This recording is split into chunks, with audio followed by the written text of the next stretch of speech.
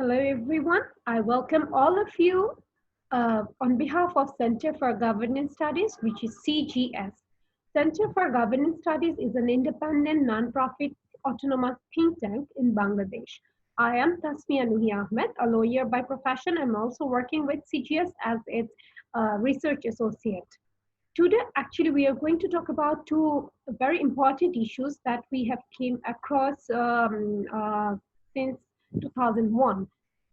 Because we are actually passing through the month September, and as we all of us we know that September 11 is a very significant date in the world history because a terrible terrorist attack took place in the year 2001 on this date on the soil of United States of America, and we are actually passing through that month, and for remembering that day, and also to discuss about another most difficult challenge that we are going through, that is COVID-19 pandemic. We have arranged today's program. So, without further ado, I would like to introduce our guest today, who is none other than Brigadier General M. Sakwat Hussain, who has already joined with us.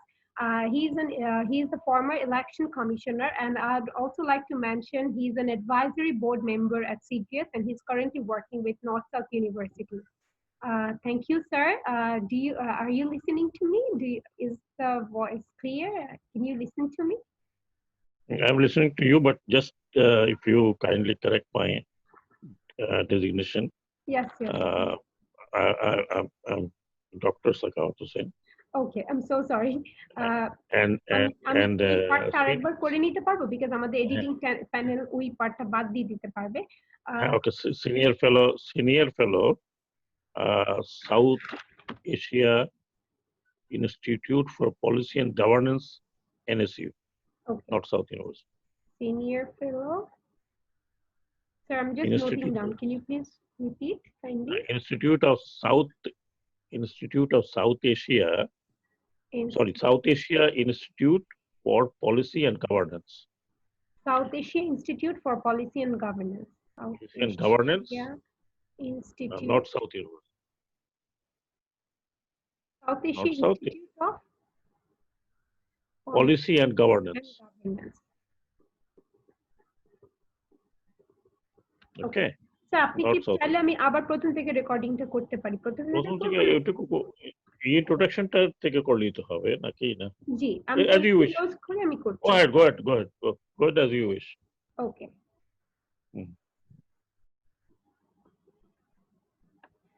Today I'm going to introduce, so without further ado, I would like to introduce you with our guest, who is none other than Brigadier General Dr. Mohammad Sakwat Hussain, who is the former election commissioner of Bangladesh and who is also a senior fellow at South Asia Institute of Policy and Governance. And today we are extremely lucky that we are having him with us to discuss these two issues. I welcome you, sir, to this discussion. Thank you. Thank you. Sir, I'd like to get into the main discussion, if you permit. Okay. Go, please. Thank you. So, as we all know that I've already told about that there was a deadly terrorist attack that took place in United States of America in the year 2001 on September 11.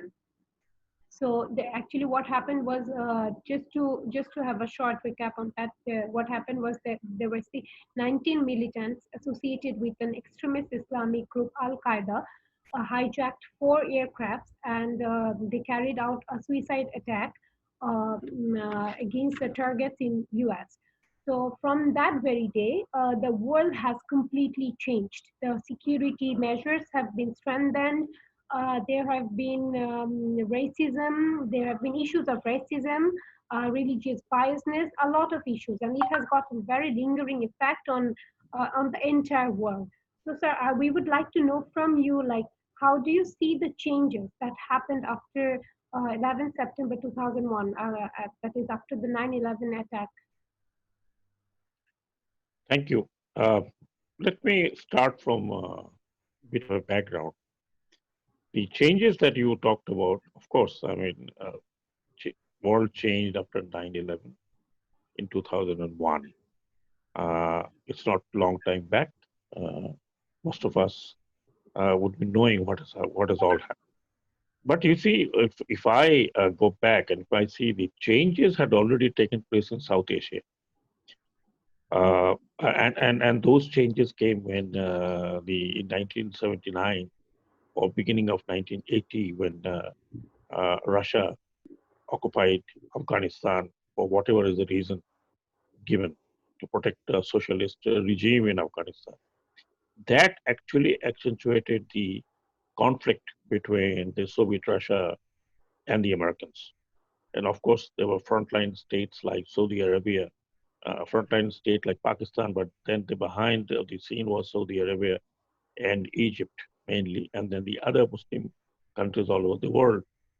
And it was America who declared through Saudi Arabia that it's jihad and the Muslims have to uh, come and and and and push back the occupation forces of Soviet Russia. And we know, and the whole of the world still remembers that the world was divided between Russia and the Americans at that time. And the Cold War, it was the height of the Cold War. And the Russian, I would say the end of the Russian came after the Afghan war. So changes had already, sorry, changes has already taken place in South Asia. The polarization was a huge polarization with that, the Afghan issue. And then, of course, the about 20 years fight of Afghanistan in Afghanistan, and then Muslims participating, Muslim youth participating from all over the world in the name of jihad. So the whole changes in that complex in all of the Muslim countries had already taken place. And then when the Russians were driven out, and the tragedy was the Americans left. As the Russians were driven out, the Americans left, and Afghanistan was totally in a vacuum. And it was Pakistan on the one hand, Iran on the other hand, which had the Islamic Revolution in 1979, and then, of course, the other few Muslim countries, mainly Pakistan and Iran, who were to play with within Afghanistan. Of course, the context of India also comes in. So what we see a huge geopolitical changes, and then, of course, the Saudi origin jihadist led by Osama bin Laden and the establishment of Al Qaeda. Now they became totally hostile to the Western world, stating that Western world has betrayed Afghanistan. They have betrayed the cause of the Muslims. Afghanistan was absolutely handed over to all these the element. Then we see the rise of Taliban. The Taliban and Al Qaeda became a nexus, and basically they became anti-American because they find that American had fulfilled their aim, humiliating Soviet Russia, taking the taking the revenge of Vietnam, and then they have left Afghanistan at the hand of nobody. And of course, the Al Qaeda then started also talking about the American occupation of Saudi Arabia, and in a sense that the American troops were in Saudi Arabia at that time, and they wanted to expel them from Saudi Arabia, and whole thing started. And it was surprising that in 2001, sitting here in Afghanistan, in Tora Bora, they could carry out kind of a deadly attack unprecedented in the human history. They hijacked aircraft within America, and then they attacked, as per se, as we say, we know now, they attacked the Twin Tower. They attacked the most impregnable uh, place is Pentagon, and they tried to attack the White House, as said. So with the 19, as you said, 19 young jihadists, you can call, and the blame came on Al Qaeda. And then after that, we see that the invasion of Afghanistan with the help of Pakistan and other few countries by the Americans, and the American troops landed in Afghanistan for the first time almost in the role of occupation. So Afghanistan went to again that, and then whole world was crystallized under the uh, call of the Al Qaeda, who professed or who practiced and professed that all those regime who are follower of Western democracy, these regimes should be thrown out within the Islamic world or within the Muslim countries. And we see the rise of extremism from then on, 2001. And of course, the world has changed. World has changed, and it got divided into kind of a anti-Muslim or Islamophobia, as the word comes in the West after the 9/11 attack. This is one of the psychological impact that which we are still lingering, which we are still suffering from, the Islamophobia. And of course, there in between so many things that happened, but chronologically, I don't want to go into the detail of the chronology. Everybody knows about it. But the world was divided on two factors. Two, I would say, on two premises. One is a psychological division, and the division was that I said Islamophobia, and it spread not only in America, it spread all over the world. Europe, all over the world, particularly in non-Muslim countries or non-Islamic countries, I would say. And then all other countries were also affected in a sense that the terrorism reached in such a height in the human history. This never happened.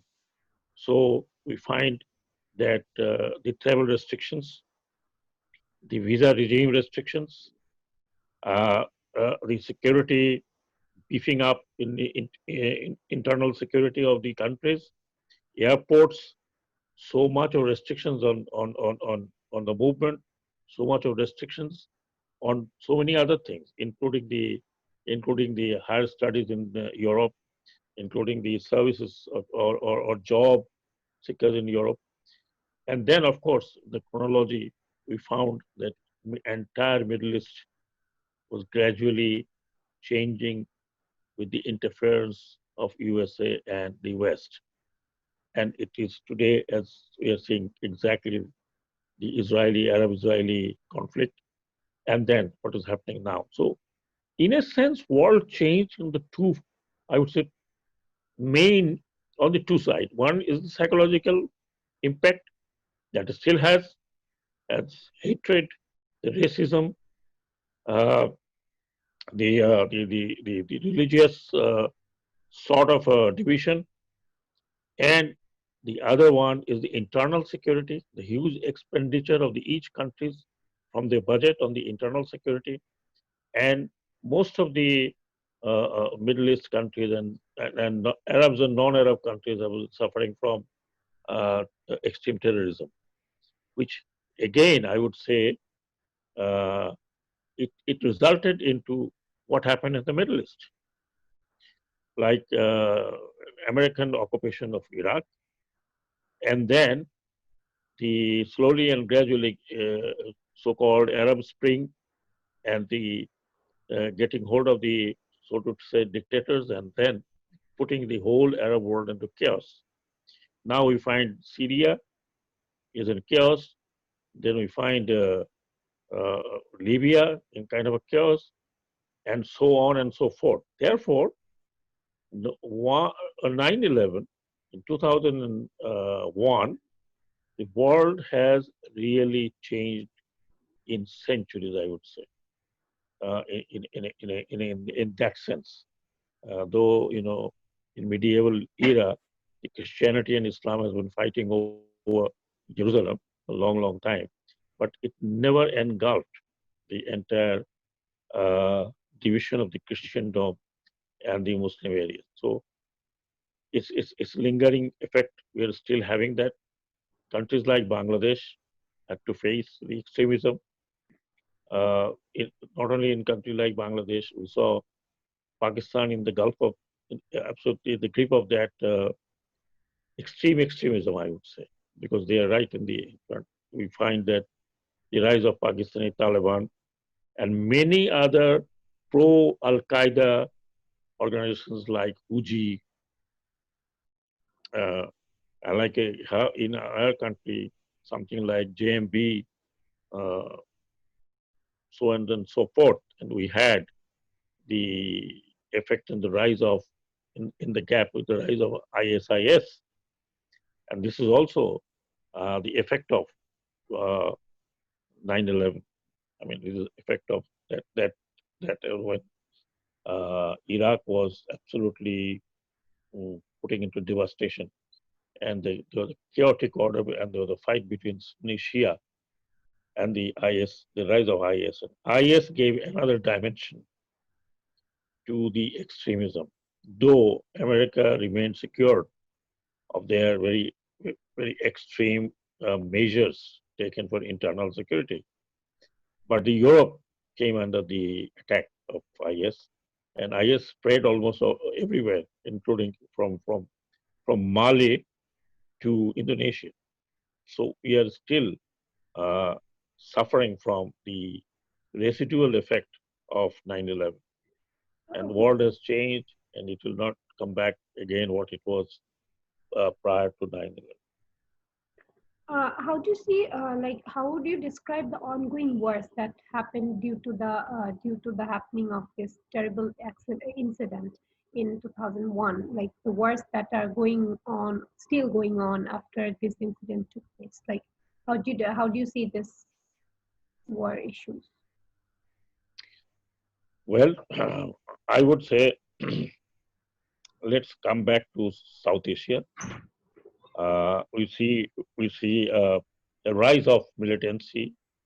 I would say militancy, as it said in Kashmir border, where Pakistan and India is deadly locked. We find the Chinese and the Uyghur issue, which though not affecting much, but it is issue, of course. And then we find Afghanistan, which has been which has been fighting for last 30 years now, almost over 32, 33 years. What happened ultimately? Ultimately, the Americans had to, I would say, they had suffered a kind of a strategic defeat, and that's how they are now moving back and leaving Afghanistan with the Taliban to a great extent. So we really don't know whether that country will be settled or not. But then there are geopolitical changes, like the rivalry between Pakistan and India, and then the element of Chinese uh, entering into. Sorry. And then we find a new element in the Middle East. Uh, Iraq is not yet settled. In fact, Iraq, as a post Saddam, the Iraq is still in turmoil, and virtually the Iraq has divided into almost three regions. There's a Shia element, and there's a Sunni element, and then of course the Quds on the north. So Iraq is no more that Iraq prior to the invasion of Iraq. We find in Syria for the last 10 years, it's a human saga. It's a pathetic situation in Syria where most of the cities have been destroyed by this side or that side, and the civil war going on where one side the Americans and the other side we find the Russians and pro-Assad regime.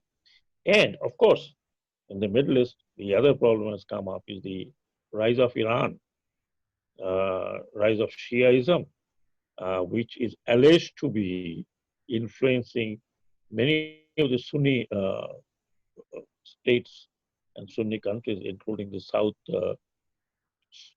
Saudi Arabia, Bahrain, and UAE, Qatar, and all this. And what now we see another polarization. It's the Iran versus Saudi Arabia and the allies of Saudi Arabia. And even then, on the north, we see another geopolitical changes, that is Turkey. So Turkey, rise of Turkey, which is trying to take the lead, and Turkey has a problem with the Saudis and the Saudi allies. And of course, the Turkey is now trying to carve out few areas from Syria. Now, remember that in 2023, the Lausanne Agreement is going to uh, culminate. And once that agreement culminates, after 100 years, and then ex-Ottoman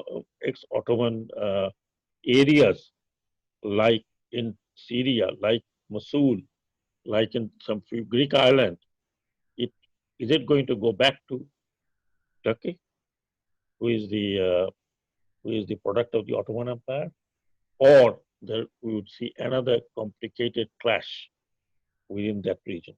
So all these are effect of, I would say, 2001 and 9/11, and we see the behavior of America, the rise of China, and the collusion path between America and China.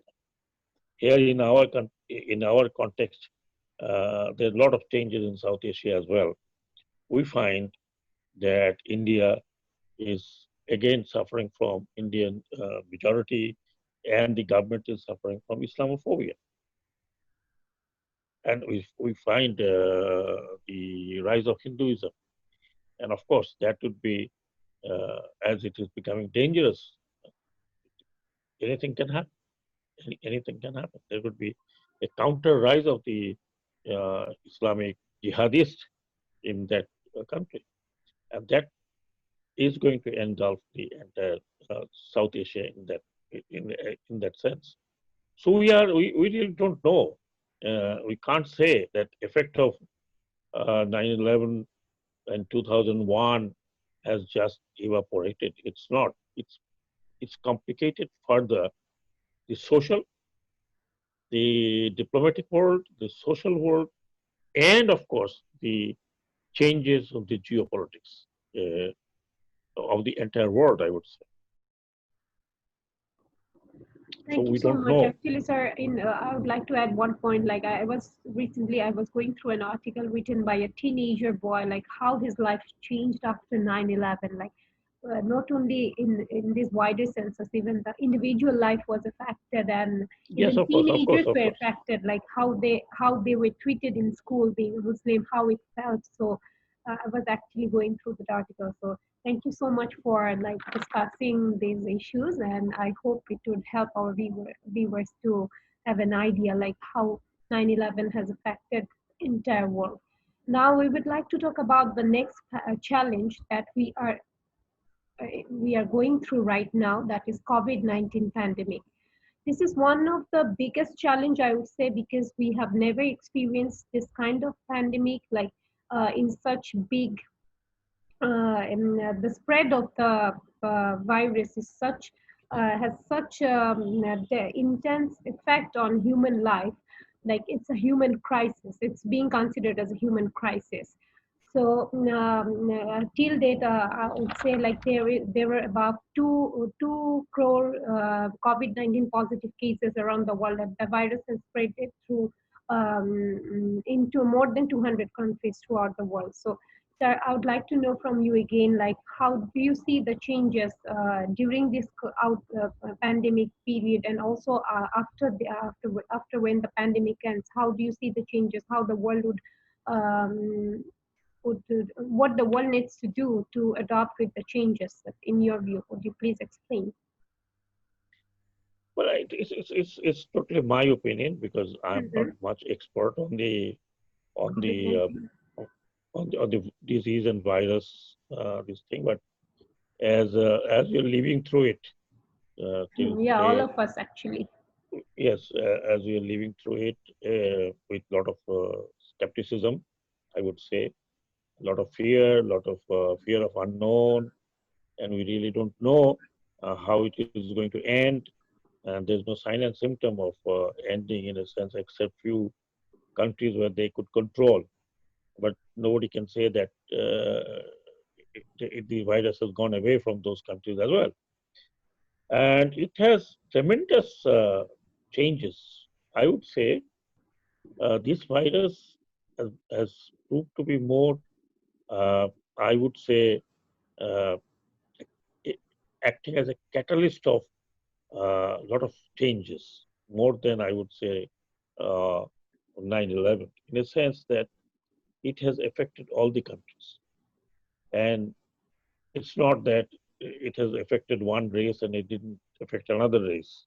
It affected one religion, it didn't affect another religion. So entire humankind of the world today are very much affected by this pandemic. And in our lifetime, we never thought that such issue will come, except that 100 years back, there was another pandemic, but that was more confined to the Europeans than of the Asians. Now we find that next to our door, there's a neighbor. Every day, so many people are dying. So it has got two effects. Uh, Many other effects, but I would say that the two major effects. One is the social changes, and in that, the lifestyle of the society and lifestyle of the individual that change has come. And second is the huge, huge impact on the world economy, and that includes the developing countries mostly would be suffering from this economic crisis which is coming. And then, of course, the with that economic crisis, the human crisis. That means that countries which are suffering most and have densely populated and otherwise, there are a lot of people for last 6 months have lost their job, and they're suffering from the economic crisis. Imagine that almost every country, their GDP has dropped. Their their their their economic growth has gone down. Uh, for example, one of the biggest country is India, whose economy is said to be 2.5 is the growth rate in these few 6 months. As for Bangladesh, uh, the development which was ongoing, they have thwarted. They temporarily halt, whether it is temporarily or it is going to for few more months. That means that everything has been stopped, and when it restarts, it will escalate. All these projects which Bangladesh is having, its budget will escalate to at least, if not double, near to the double because of this pandemic. And then, of course, the health issue, the public health. Uh, we have found all over the world. It's not only in Bangladesh. The countries were not prepared, and their expenditure on public health was not uh, as much to face such kind of pandemic. It's not only poor country, but you see much developed, much richer country could not tackle the initial onslaught, and that definitely affected entire social spectrum. So is in Bangladesh. So is in Bangladesh. We had no idea how to tackle it, or maybe that we didn't give much of importance. And then, of course, the initial steps we could not take. Now it is difficult to put people inside the home and quarantine and lockdown, whatever it is. Not in the countries like Bangladesh, for example. The simple reason is that people have to go out to earn their bread, and they don't really bother what pandemic is. So we are in kind of a difficulty. Every day we're seeing that people are being affected. Though the announcement that we find, we said that mortality rate is much lesser, whatever it is, but it is affecting the society. Our daily life has changed. For example, now I'm talking to you digitally. If it was not COVID, probably would have seen each other face to face. Of So course. it's changed. I mean, we are slowly and gradually uh, getting into a habit of isolation in a sense, social isolation. I'm not talking about individual isolation, but social isolation. Um, Probably for a long time, we will maybe that we discuss, we see you on a screen and you see me on a screen. of course. So that human And the touch, schools, the children are the most yes, affected, I would say, because they're not of being course, able to do their classes in of school. course, the education. Now, Education whatever we may system. say, digital classes, it doesn't really doesn't uh, affect as the way A create an physical effect as the classroom. Yes, way yes, uh, face to face sitting yes, and yes. and and and and Especially the for the school. kids, like they need to see their teacher, they need to see their friends. Absolutely, they need to see their teacher, they need to see their friends, they Friends, need yeah, to socialize, they need to do their outdoor activities. of So course. it is going to affect also psychologically on these kids, and even psychologically the people's behavior. It will affect on the people's behavior. Uh, Domestic violence, for example, it's we see it's kind of in the rise because of the isolation and sitting inside the home and having that all kind of the psychological effect. So all in all, I would say, as the experts say that it's going to stay for 2 years, well, how we can tackle that in these 2 years, whether the medicine will come and will it be available for all the people, for all the world, all the We don't know countries, yet. we don't know yet. Uh, so we are not actually seeing how the things are going to shape up in future. And of course, the public health issue in Bangladesh is almost in tatters. So, and there's a pressure on the government, on the administration, on the priorities of financial allocation. So, all in all, I would say that this again is changing the world. It has changed the world almost. We are now seeing it has changed the world. It is Even changing and it will be changing. it will be changing. It has not finished yet. Yes. So we really don't know what is going to happen. Let's say after 2 years, when this pandemic is more or less not there as claimed. So how the world would change. But one beautiful change we see is the environment. Look at the environment. It's a on the other side is that every morning in Dhaka city now, you Looks can different. hear is it different, Yes. and you can hear birds flying and the chatter of the birds. So, a lot of birds that I have not seen, I see now. They're coming out. So, what I'm trying to say is that perhaps there may be some changes positive, there will be some changes negative. And one of the negative change that I find that would be for maybe next 2 years or 3 years is that social bondage.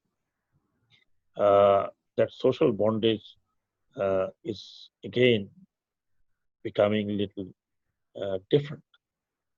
For example, you can't see your friends, you cannot go around all the time, I cannot go around all the time. So, life, what it was in this country before March, it is not going to come back again very soon.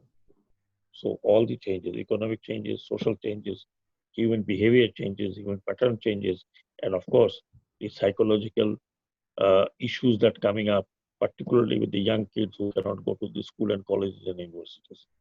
That is going to definitely be a very big concern for the country and for the society. Of course. Thank you so much, sir. I totally agree with you. Like these changes are going to like reshape the world, reshape the how we are seeing the world right today. So, sir, thank you so much once again for joining us today. It was, I really enjoyed the discussion. I really enjoyed what you discussed, what you spoke about. I hope our viewers will enjoy this too. So, today we are going to finish our discussion program.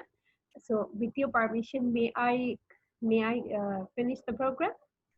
Thank you very much. Thank Thank you. you, sir. Thank you. Thank you. Hope to see you soon Thank you. again. All right. Hopefully. Hopefully you see face to face. Of course, inshallah. Okay.